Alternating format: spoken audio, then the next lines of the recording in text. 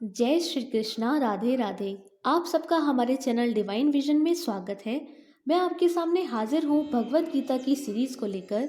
इस सीरीज में भगवत गीता के महान उपदेशों को समझने और उनका अनुसरण करने के लिए हम साथ चलेंगे।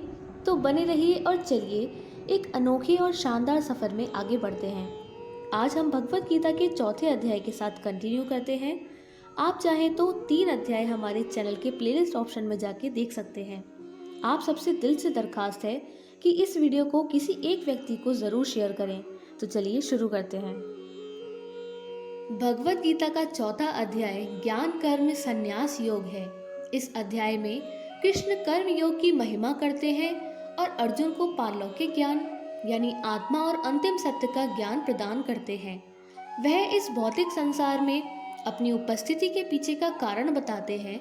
उन्होंने खुलासा किया कि भले ही वह शाश्वत है, फिर भी वह इस धरती पर धर्म और शांति को फिर से स्थापित करने के लिए समय समय पर पुनर्जन्म लेते हैं। उनके जन्म और कर्म शाश्वत हैं और भौतिक दोषों से कभी दूषित नहीं होते।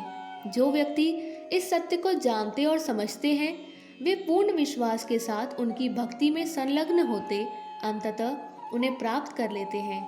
उन्हें दोबारा इस संसार में जन्म नहीं लेना पड़ता।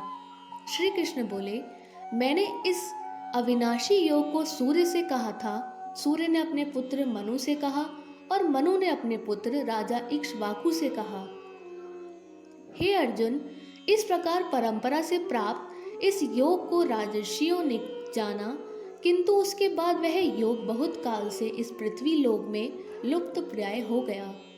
तू मेरा भक्त और प्रिय सखा है, इसलिए वही यह पुरातन योग आज मैंने तुझको कहा है, क्योंकि यह बड़ा ही उत्तम रहस्य अर्थात गुप्त रखने योग्य विषय है। अर्जुन बोले, आपका जन्म तो अर्वाचीन अभी हाल का है और सूर्य का जन्म बहुत पुराना अर्थात कल्प के आदि में हो चुका था।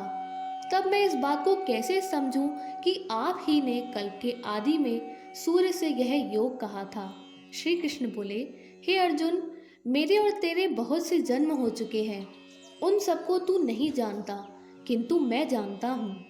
मैं अजन्मा और अविनाशी स्वरूप होते हुए भी तथा समस्त प्राणियों का ईश्वर होते हुए भी अपनी प्रकृति को अधीन करके अपनी योग माया से प्रकट होता हूँ।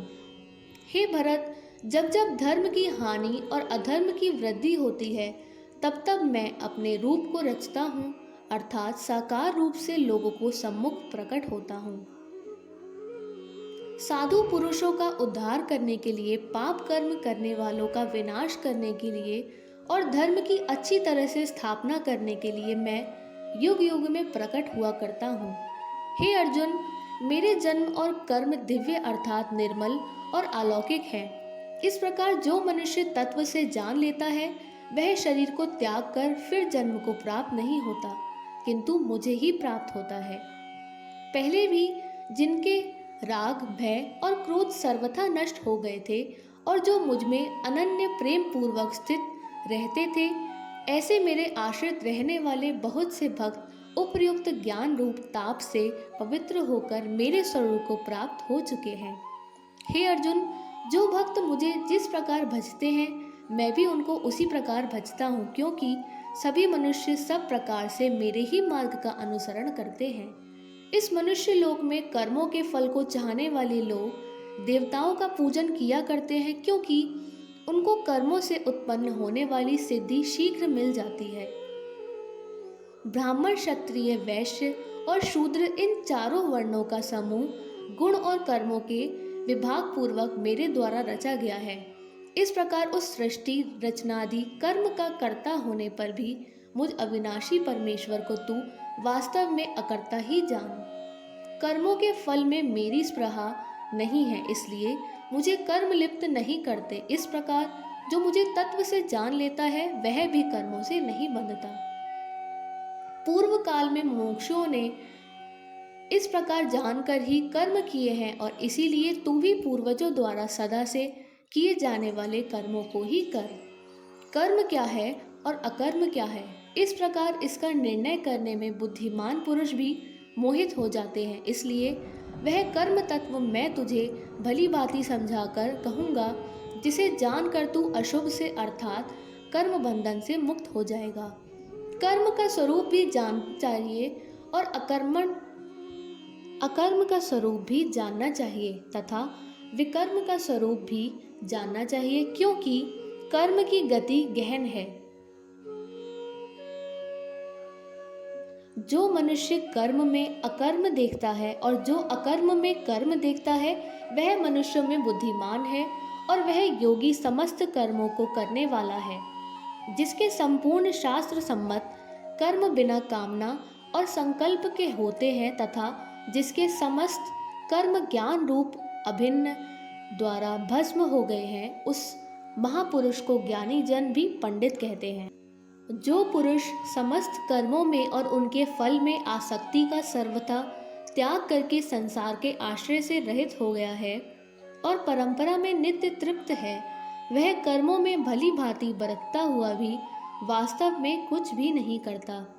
जिसका अंतःकरण और इंद्रियों सहित शरीर जीता हुआ है और जिसने समस्त भोगों की सामग्री परित्याग कर दिया है, ऐसा आशा रहित पुरुष केवल शरीर संबंधी कर्म करता हुआ भी पापों को नहीं प्राप्त होता। जो बिना इच्छा के अपने आप प्राप्त हुए पदार्थ में सदा संतुष्ट रहता है, जिसने ईश्वर्य का सर्वथा अभाव हो गया हो, जो हर्ष शोक आदि द्वंद्वों से सर्वथा अतीत हो गया है, ऐसा सिद्धि और असिद्धि में सम रहने वाला कर्मयोगी कर्म करता हुआ भी उनसे नहीं बंधता। जिसकी आसक्ति सर्वथा नष्ट हो गई है, जो देहाभिमान और ममता से रहित हो गया है, जिसका चित्त निरंतर परमात्मा के ज्ञान में स्थित रहता है, ऐसा केवल यज्ञ संपादन के लिए कर्म करने वाले मनुष्य के संपूर्ण कर्म भली भांति विलीन हो जाते हैं।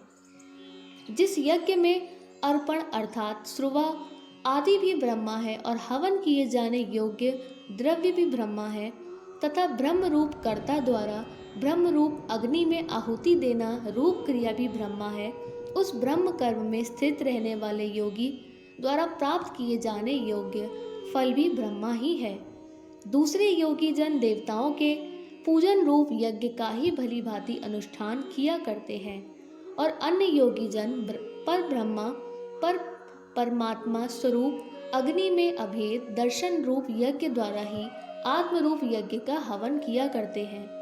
अन्य योगी जन श्रोत्र आदि समस्त इंद्रियों को संयम रूप अग्नियों में हवन किया करते हैं और दूसरे योगी लोग शब्दादि समस्त विषयों को इंद्रिय रूप अग्नियों में हवन किया करते हैं। दूसरे योगी जन इंद्रियों की संपूर्ण क्रियाओं और प्राणों की समस्त क्रियाओं को ज्ञान से प्रकाशित आत्म संयम योग रूप अग्नि में हवन किया करते हैं। कई पुरुष द्रव्य संबंधी यज्ञ करने वाले हैं और कितने ही तपस्या रूप यज्ञ करने वाले हैं तथा दूसरे कितने ही योग रूप यज्ञ करने वाले हैं। कितने ही आहिस आदि तीक्ष्ण व्रतों से युक्त यत्नशील पुरुष स्वाध्याय रूप ज्ञान यज्ञ करने वाले हैं। दूसरे कितने ही योगी जन अपान वायु में प्राण वायु को हवन करते हैं, वैसे ही अन्य योगी जन प्राण वायु में अपान वायु को हवन करते हैं तथा अन्य कितने ही नियमित आहार करने वाले प्राणायाम परायण पुरुष प्राण और अपान की गति को रोककर प्राणों को प्राणों में ही हवन किया करते हैं। ये सभी साधन यज्ञों द्वारा पापों का नाश कर देने वाले और यज्ञों को जानने वाले हैं। हे कुरुक्षेत्र अर्जुन, यज्ञ से बचे हुए अमृत का अनुभव करने वाले योगी जन सनातन परम ब्रह्मा परमात्मा को प्राप्त होते हैं और यज्ञ ना करने वाले पुरुष के लिए तो यह मनुष्य लोक भी सुखदायक नहीं है, फिर परलोक कैसे सुखदायक हो सकता है। इसी प्रकार और भी बहुत तरह के यज्ञ वेद की वाणी में विस्तार से कहे गए हैं। उन सबको तू मन इंद्रिय और शरीर की क्रिया द्वारा संपन्न होने वाले जान। इस प्रकार तत्व से जानकर उनके अनुष्ठान द्वारा तू कर्म बंधन से सर्वथा मुक्त हो जाएगा। हे अर्जुन, द्रव्यमय यज्ञ की अपेक्षा ज्ञान यज्ञ अत्यंत श्रेष्ठ है तथा ज्ञान मंत्र संपूर्ण कर्म ज्ञान में समाप्त हो जाते हैं। उस ज्ञान को तू तत्वदर्शी ज्ञानियों के पास जाकर समझ, उनको भली भांति दंडवत प्रणाम करने से, उनकी सेवा करने से और कपट छोड़कर सरलता पूर्वक प्रश्न करने से वे परमात्मा तत्व को भली भांति जानने वाले ज्ञानी महात्मा तुझे उस तत्व ज्ञान का उपदेश करेंगे, जिसको जानकर फिर तू इस प्रकार मोह को नहीं प्राप्त होगा। तथा हे अर्जुन, जिस ज्ञान द्वारा तू संपूर्ण भूतों को निःश्रेय भाव से पहले अपने में और पीछे मुझ सच्चिदानंद परमात्मा में देखेगा, यदि तू अन्य सब पापियों से भी अधिक पाप करने वाला है तो भी तू ज्ञान रूप नौका द्वारा निसंदेह संपूर्ण पाप समुद्र से भली भांति तर जाएगा। क्योंकि हे अर्जुन, जैसे प्रज्वलित अग्नि ईंधनों को भस्ममय कर देता है, वैसे ही ज्ञान रूप अग्नि संपूर्ण कर्मों को भस्म कर देता है। इस संसार में ज्ञान के समान पवित्र करने वाला निसंदेह कुछ भी नहीं है। उस ज्ञान को कितने ही काल से कर्मयोग द्वारा शुद्धांतकरण हुआ मनुष्य अपने आप ही आत्मा में पा लेता है। जितेंद्रिय साधन परायण और श्रद्धावान मनुष्य ज्ञान को प्राप्त होता है तथा ज्ञान को प्राप्त होकर वह बिना विलंब के तत्काल ही भगवत प्राप्ति रूप परम शांति को प्राप्त हो जाता है। विवेकहीन और श्रद्धा रहित संशयुक्त मनुष्य परमार्थ से अवश्य भ्रष्ट हो जाता है। ऐसे संशय युक्त मनुष्य के लिए ना यह लोक है, ना परलोक है और ना सुख ही है। हे धनंजय, जिसने कर्म योग की विधि से समस्त कर्मों का परमात्मा में अर्पण कर दिया है और जिसने विवेक द्वारा समस्त संशयों का नाश कर दिया है, ऐसे वश में किए हुए अंतःकरण वाले पुरुष को कर्म नहीं बांधते।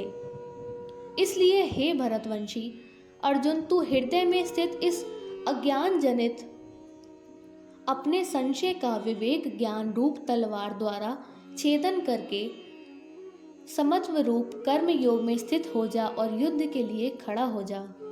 यह अध्याय यहीं समाप्त होता है। अगला अध्याय हम शुक्रवार को लेकर आएंगे। तब तक के लिए इस वीडियो को शेयर कर दें, लाइक कर दें और चैनल को सब्सक्राइब करना ना भूलें। जय श्री कृष्णा, राधे राधे।